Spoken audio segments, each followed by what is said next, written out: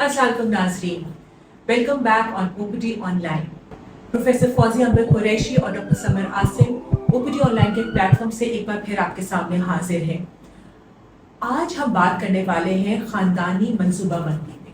Professor Fauzia Anwar Qureshi professor of gynaecology and obstetrician ہیں اور ان سے ہم یہ ساری گفتگو کریں گے۔ پروفیسر فوزیہ، آئیے اس معاملے پہ ہم ٹاپک پہ بات کرتے ہیں، خاندانی منصوبہ بندی۔ پلیز بتائیے خاندانی منصوبہ بندی کے اویلیبل طریقے کون کون سے ہیں؟ جی، thank you so much doctor Samar Asim. آپ آج ہم ایک بہت امپورٹنٹ ٹاپک پہ ہم بات کرنے لگے ہیں اور یہ نیڈ آف دا ٹائم بھی ہے۔ ہماری ینگ جنریشن کو خاندانی منصوبہ بندی یعنی کانٹراسیپشن کے اویلیبل میتھڈز اور افیکٹو میتھڈز کے بارے میں مکمل آگاہی اور ایجوکیشن ہونی چاہیے، اینڈ آئی اسٹرانگلی بلیو۔ بالکل۔ تو جو اویلیبل میتھڈس ہیں وہ ہم عام طور پہ دو حصوں میں ڈیوائڈ کرتے ہیں، ایک بیہیویئرل میتھڈس اور دوسرے ہارمونل میتھڈ۔ جو بیہیویئرل یا نیچرل میتھڈس ہیں، بیہیویئرل یا نیچرل میتھڈس وہ ہیں جس میں کہ ہم کسی بھی قسم کی ادویات کا استعمال کیے بغیر حمل ہونے سے روک رہے ہیں، اور اس کی مثال میں اس طرح دے سکتی ہوں۔ فار ایگزامپل، جب خاتون دودھ پلانا شروع کرتی ہیں بچے کی پیدائش کے بعد، اور یہ ان کو ریکمنڈیشن ہے کہ وہ 2 سال تک دودھ پلائیں، تو بہت ساری خواتین کے دودھ پلانے کے عمل کے دوران ماہواری بالکل ختم ہو جاتی ہے۔ اگر ان کے ٹوٹل مینسٹرول پیریڈ ختم ہو چکے ہیں تو 98% چانس ہے کہ ان کے اندر ایگ نہیں بنے گا، اور وہ جب تک دودھ پلا رہی ہیں اور جب تک ان کو مینسز نہیں آ رہے وہ پروٹیکٹڈ رہیں گی اگلی پریگننسی سے۔ یہ قدرتی نظام ہے، یہ اللہ تعالیٰ نے قدرت نے خاص تحفہ دیا ہے دودھ پلانے والی ماؤں کے لیے، تاکہ وہ اپنے بچے کو پوری نیوٹریشن فراہم کر سکے اور فوراً اگلا بچہ نہ ہونے والا ہو جائے۔ یہ تو ایک قدرتی طریقہ ہے۔ دوسرا قدرتی طریقہ یہ ہے کہ سیکس انٹرکورس کے دوران اس طرح سے انٹرپشن کی جائے کہ discharge should be outside the female body, یعنی کہ فیمیل کی باڈی سے ڈسچارج سیمن کا آؤٹ سائڈ ہو جائے، اور کسی طرح بھی سیمن کا کوئی بھی پورشن یا کوئی بھی ڈراپ وجائنا کے اندر ڈپازٹ نہ ہو پائے۔ حالانکہ یہ ایک نیچرل یا بیہیویئرل میتھڈ ہے، اس کو کوائٹس انٹرپٹس بھی کہتے ہیں، لیکن یہ میتھڈ کا فیلئر ریٹ بہت زیادہ ہے۔ اچھا پروفیسر فوزیہ، پھر آپ نے بتایا کہ جو ایک نیچرل طریقہ ہے کوائٹس انٹرپٹس کا، وہ بہت دفعہ ناکام ہو جاتا ہے یا اس کے فیل ہونے کے امکانات بہت ہوتے ہیں، اس کی وجہ؟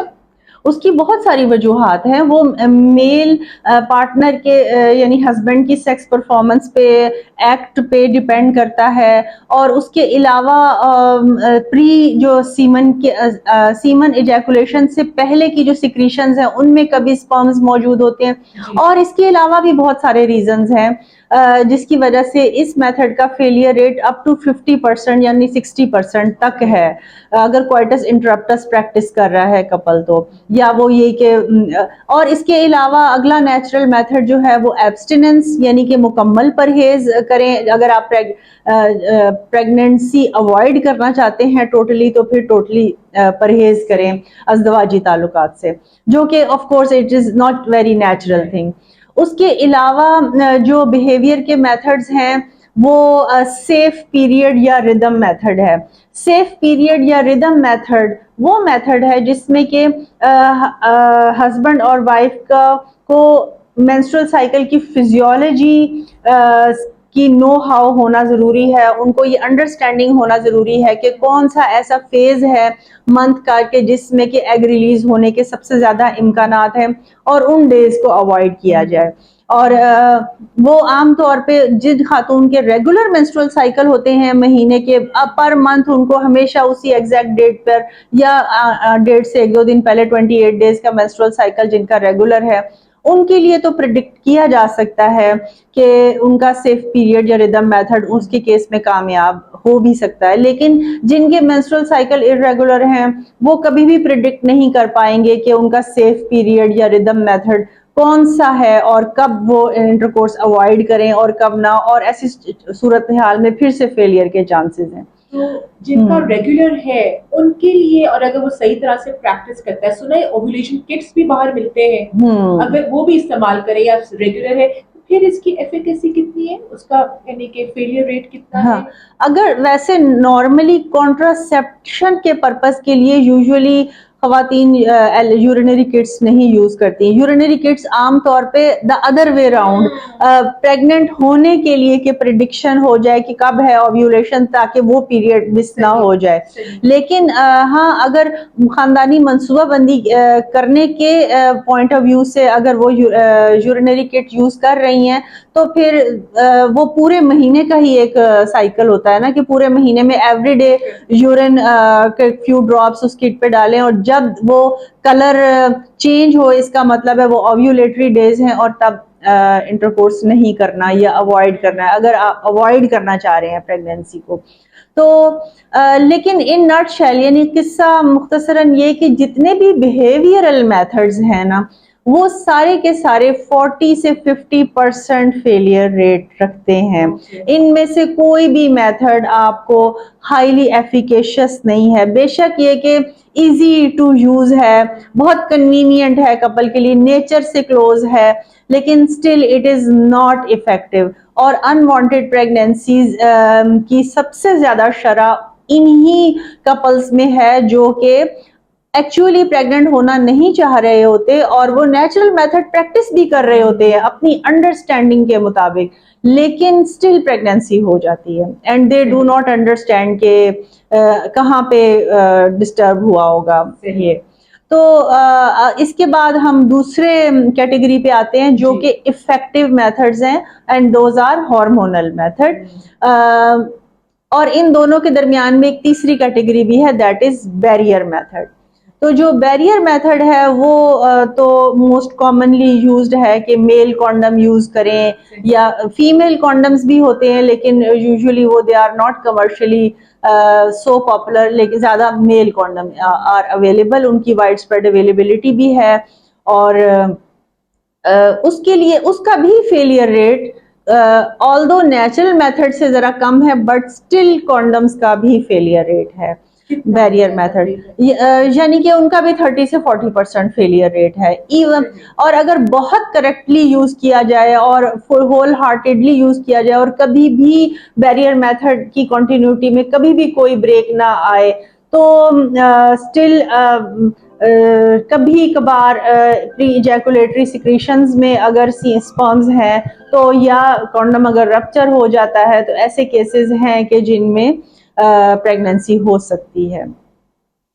تو اب جو اگلا میتھڈ ہے کیٹیگری وہ ہارمونل. تو کانڈم از ناٹ ہارمونل, یہ دوائی نہیں, کانڈم از ناٹ ہارمونل, یہ بیریئر میتھڈ ہے, اس کے اندر کسی قسم کا کوئی ہارمون نہیں ہوتا. حالانکہ کچھ ایسے کانڈمز ہوتے ہیں جن میں کچھ کیمیکل لگے ہوں اسپرمیسائڈل, لیکن but still it is not a hormonal method. اور یہاں پہ ہم لوکل کانٹیکسٹ میں, یعنی کہ پاکستان کے کانٹیکسٹ میں, بیریئر میتھڈ مینز کہ میل کانڈم اور ہسبینڈ کی جو ہے رضامندی کا 100% ہسبینڈ کی رضامندی کا درمیان میں شامل ہونا بہت ضروری ہے. تو اس کے بعد ہارمونل میتھڈز ہیں. تو ایکچولی ہماری جو ٹاک ہے وہ زیادہ ہارمونل میتھڈز کے گرد ریوالو کرنی چاہیے, اس لیے کہ ہارمونل میتھڈز ہی موسٹ افیکٹو میتھڈز ہیں اور 99.5% افیکٹو ہیں. یعنی کہ وہ اگر 100% نہیں تو 99% پروٹیکشن دیتے ہیں اگینسٹ پریگننسی. پریگننسی کامیابی سے اوائڈ ہو جاتی ہے, خاندانی منصوبہ بندی کے بہت کامیابی رہتی ہے اگر آپ کوئی نہ کوئی ایک ہارمونل میتھڈ استعمال کریں. اور ہارمونل میتھڈ میں ہارمونز کی ڈوزیجز بہت نیچر سے کلوز رکھی جاتی ہیں, اور وہ کوئی بھی ڈوزیجز کی کوئی سیریس سائیڈ ایفیکٹس نہیں ہیں. اور اس کے علاوہ جی بتائیے, یہ ہارمونل تھراپیز کس شکل میں ہم لے سکتے ہیں؟ ہاں, ایکچولی ہارمونل تھراپی نہیں کہنا مناسب، Therapy نہیں ہاں مناسب نہیں ہوگا، یہ تھراپی نہیں ہے، یہ صرف ہارمونل میتھڈ آف کانٹراسیپشن ہے. اگر ہم ون بائی ون بات کریں تو ہم سب سے پہلے صرف برتھ کنٹرول پل پہ بات کرتے ہیں، ٹھیک ہے، یا کمرشلی جو اویلیبل ہیں پاکستان میں وہ خاندانی منصوبہ بندی کی گولیاں، جس میں کہ فیملا 28 ہے، چابی والی گولیاں بھی عام طور پہ کہتے ہیں، سبز ستارہ والی گولیاں بھی کہتے ہیں، اور بھی اس کے اچھے یعنی کہ کمرشلی اویلیبل نام ہیں. اور جتنی بھی ان کو اورل کانٹراسیپٹیو پل بھی کہتے ہیں، اور ایبریویشن میں ان کو او سی پی بھی کہتے ہیں، سی او سی بھی کہتے ہیں، کمبائنڈ اورل کانٹراسیپٹیو پل. سو بہت سارے ناموں سے ان کو پہچانا جاتا ہے. دیز پلز یا معنی حمل گولیاں یا خاندانی منصوبہ بندی کے لیے جو گولیوں کا پتہ ہے، پوری دنیا میں billions and billions of female are using birth control pill for avoiding pregnancy اور فار کانٹراسیپٹیو یوز. اور موسٹ افیکٹو میتھڈ ہے، اور اس کا کام ہی یہی ہے کہ ایگ میچور نہ ہونے دے، اووری کو سپریس کر کے رکھیں فیمیل کے اندر جو اووری ہے، اور نہ ایگ ریلیز ہوگا، نہ وہ یوٹرس کے اندر نظام میں داخل ہوگا، اور نہ ہی پریگنینسی ہوگی. سو یہ بڑا ہی ایک نیچرل اور افیکٹو وے ہے ٹو اوائڈ پریگنینسی. صحیح. تو ابھی ہم نے بات کی برتھ کنٹرول پلز، او سی پی جو بھی اس کا نام ہے، تو کیا یہ ہی، اور اس کو لینے کا طریقہ کیا ہے؟ جی لینے کا طریقہ بہت آسان ہے. ویسے تو جب بھی کمرشلی اویلیبل جو بھی باکس ہوتا ہے، کارٹن ہوتا ہے دوا کا، اس کے اوپر ڈیٹیل سے انسٹرکشنز لکھی ہوتی ہیں. ہمیشہ انسٹرکشنز ضرور پڑھیں، انگلش میں اردو میں دونوں میں لکھی ہوتی ہیں. لیکن میں بھی یہاں پر بتا دوں کہ عام طور پہ مینسس کے دوران ہی نیا پتہ استعمال کرنا ہوتا ہے. اگر مینسز نہیں ہے تو نیا پتہ سٹارٹ نہ کریں.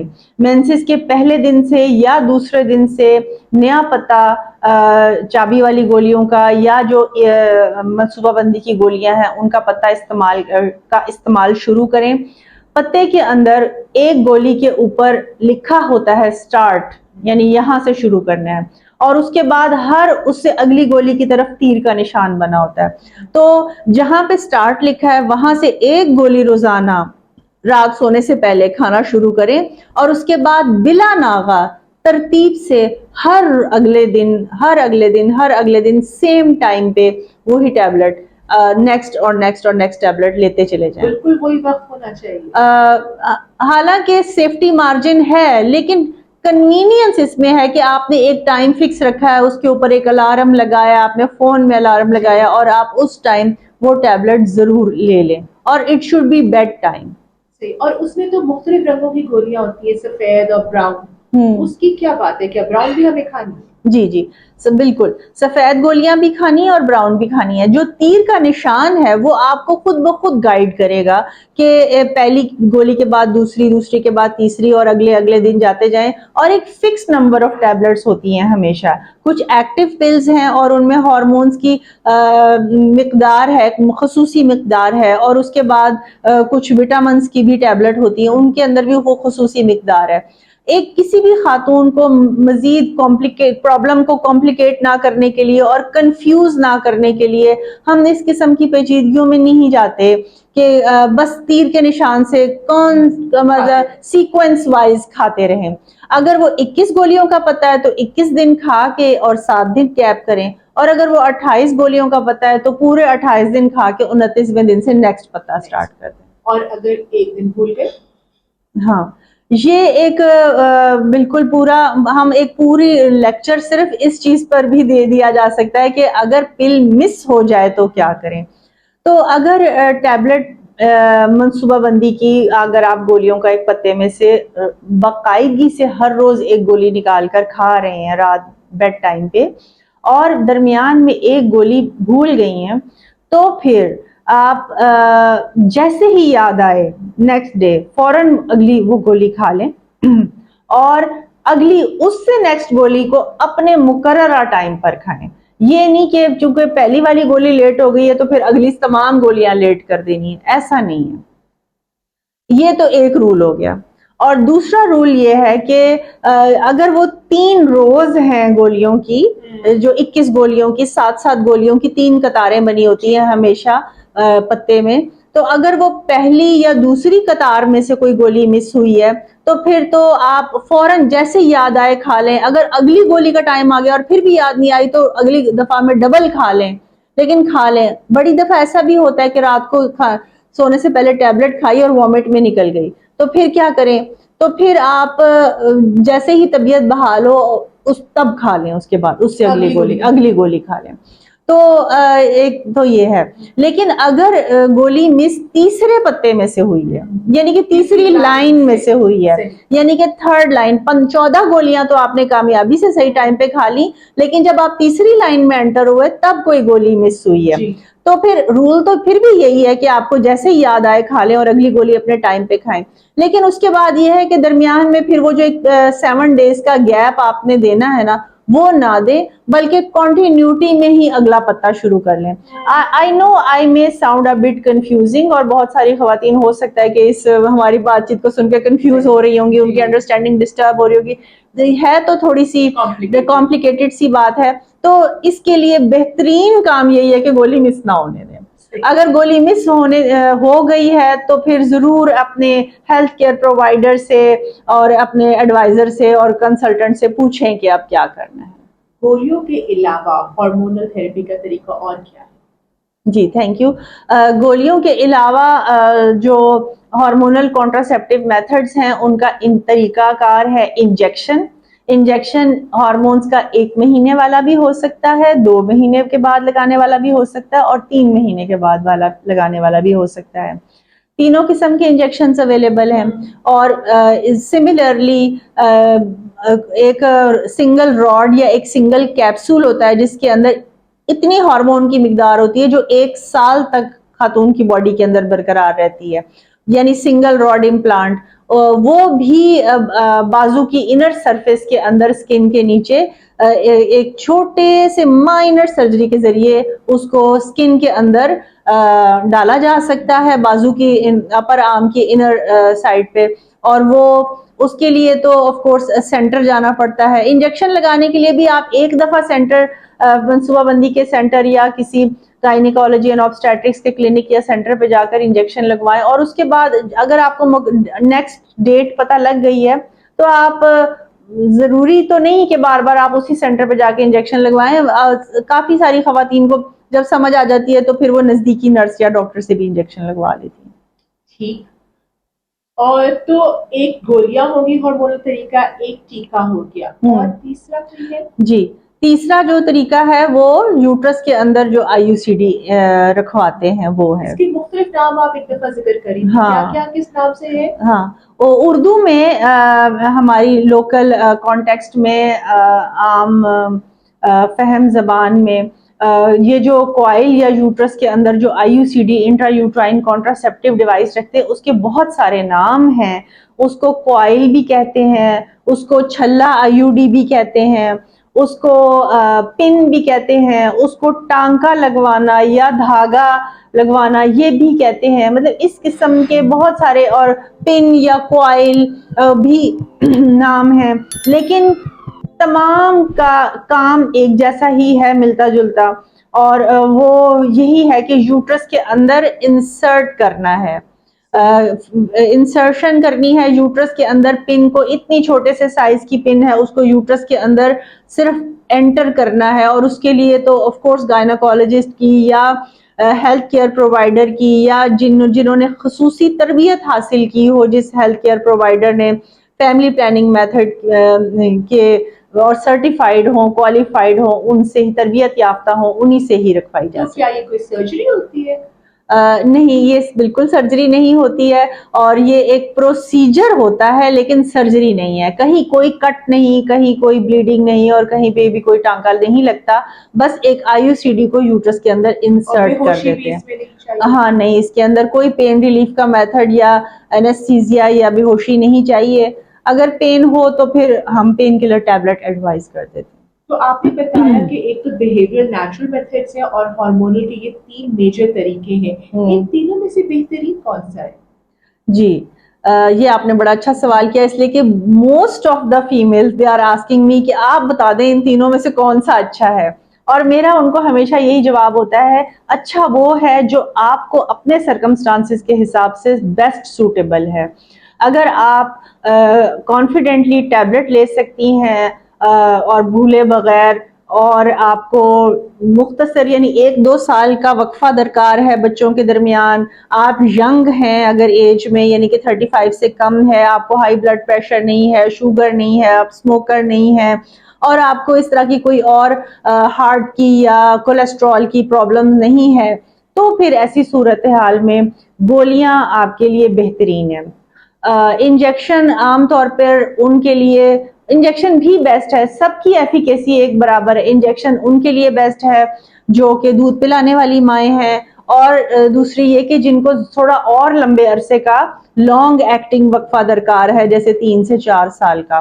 اور آئی یو سی ڈی بھی انہی کے لیے لانگ ایکٹنگ ریورسیبل میتھڈ ہے، یعنی کہ 3-4 سال کا وقفہ درکار ہے، ایون 1 سال کا بھی اگر درکار ہے تو بھی آئی یو سی ڈی ٹھیک ہے، لیکن عام طور پہ 3 سال 4 سال 5 سال جب آپ کو اگلا بچہ لینا ہو، جتنا آپ نے وقفہ کرنا ہے، اور اس کے بعد آپ چاہیں کہ بس اب ہم چاہتے ہیں کہ اب ہماری نیکسٹ پریگننسی ہو جائے، آپ اس طریقے کو ڈسکنٹینیو کر سکتے ہیں۔ یہ تینوں میتھڈ ریورسیبل میتھڈ ہیں، آپ کے فرٹیلیٹی کو اور آپ کے یوٹرس کے اور مینسس کے اندرونی نظام کو اور اندرونی تولیدی نظام کو کسی قسم کا کوئی ڈیمیج نہیں ہے، کوئی پرماننٹ ڈیمیج نہیں ہے۔ اور میں نے اسی سلسلے میں مجھے ایک بڑی یہاں پہ ریلیونٹ یہ بات یاد آئی کہ میں سرچ کر رہی تھی یوٹیوب کے اوپر بہت سارا لٹریچر، یہی ویڈیوز کانٹراسیپشن کے حوالے سے، تو مجھے نیگیٹو پروپیگنڈا بہت زیادہ نظر آیا ہے۔ اچھا، نیگیٹو کانٹراسیپشن کے خلاف، کانٹراسیپشن کے خلاف، ہاں جی، کانٹراسیپٹیو میتھڈز کے خلاف، یعنی کہ خاندانی منصوبہ بندی کے مختلف طریقوں کے خلاف نیگیٹو پروپیگنڈا زیادہ پاپولر ہوتا ہے، اور جو صحیح بات کرنے والے اور ویلڈ بات کرنے والے، سچ بتانے والے، وہ والے لوگ بہت کم تعداد میں پائے جاتے ہیں۔ یہ بات سن کر مجھے دیکھ کر تکلیف بھی ہوتی ہے۔ ہاں تکلیف ہوتی ہے کہ ہم پاکستان میں ہم ایک طرف اتنی زیادہ آبادی کا زیادتی کا شکار ہیں، ہمارے ریسورسز کم ہوتے جا رہے ہیں، اور ہمارے پاپولیشن ایکسپلوژن ہے، اور سب اتھارٹیز اور ہر سمجھدار انسان یہ بات سمجھتا ہے کہ زیادہ آبادی بڑھنے کی وجہ سے کس قدر مسائل کا شکار ہیں، اور ایٹ دا سیم ٹائم جب آپ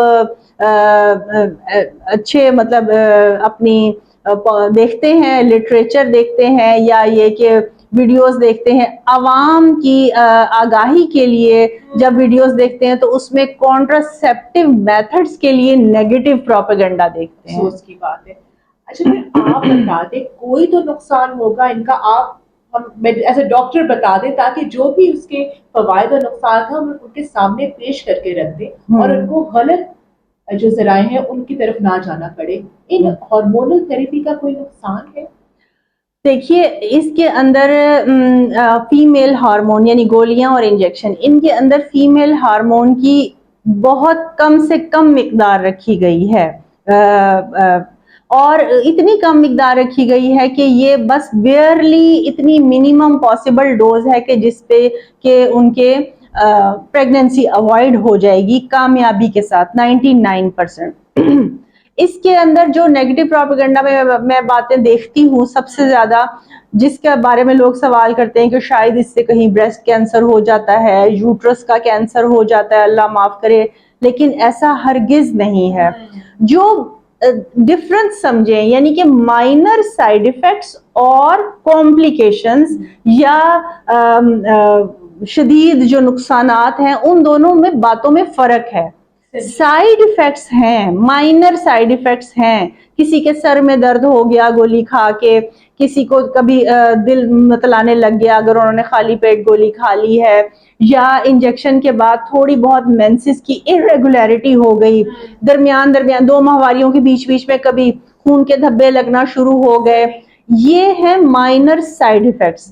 سملرلی اگر کسی کا اگر ٹیمپریریلی عارضی طور پہ تھوڑا سا فلوئڈ ریٹینشن باڈی میں ہونے کی وجہ سے 1 سے 2 کلو ویٹ بڑھ گیا, وہ بھی ٹیمپرری سائیڈ ایفیکٹس ہے. جسم میں پانی عارضی طور پہ جمع ہو گیا زیادہ تھوڑا, اور وہ یہ نہیں کہ وہ ٹرو میننگ میں وزن بڑھ جاتا ہے, ایکچولی اونلی فلوئڈ وہ موٹاپا نہیں ہے, وہ موٹاپا نہیں ہے, فلوئڈ ریٹینشن کی وجہ سے تھوڑا سا اگر لگے کہ وہ فیمیل کا وزن 1-2 کلو بڑھ گیا ہے. اور اس کے علاوہ اور بھی بہت ساری چیزیں, یہ صرف مائنر سائیڈ ایفیکٹس ہیں, لیکن یہ نقصانات نہیں ہیں, یہ شارٹ ٹرم یا لانگ ٹرم کمپلیکیشنز نہیں ہیں, نہ وہ فرٹیلیٹی کے راستے میں کوئی دوررس نقصانات ہیں, نہ کسی قسم کا کوئی کینسر ظاہر ہوتا ہے, اور ہمیشہ ریٹرن آف فرٹیلیٹی ہے, یعنی کہ یہ ریورسیبل میتھڈ ہے, اور جب آپ اس میتھڈ کو ڈسکنٹینیو کرتے ہیں یعنی کہ اس کا استعمال بند کر دیتے ہیں تو فرٹیلیٹی ریٹرن ہو جاتی ہے, اینڈ تبھی تو ظاہر ہے اس کے بعد پریگنینسیز ہوتی ہیں. تو نقصانات ہرگز نہیں ہیں, مائنر سائیڈ ایفیکٹس ہیں جن پر کہ آپ گڈ اویئرنس میتھڈ اور گڈ ایجوکیشن کے ساتھ آپ ان پر قابو پا سکتے ہیں. بہت بہت شکریہ پروفیسر فوزیہ. امید ہے آپ سب کو بہت ضروری اطلاعات آپ تک پہنچی ہیں, اور یہ بالکل ویلڈ ہے, پروفیسر آف obstetrician اینڈ گائنیکالوجی نے ہمیں بتائی ہے.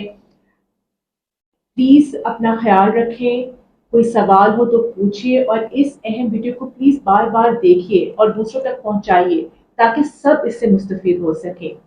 ابھی تک کے لیے پروفیسر فوزیہ انور قریشی اور ڈاکٹر سمر عاصم کو اجازت دیجیے. بہت شکریہ. اللہ حافظ.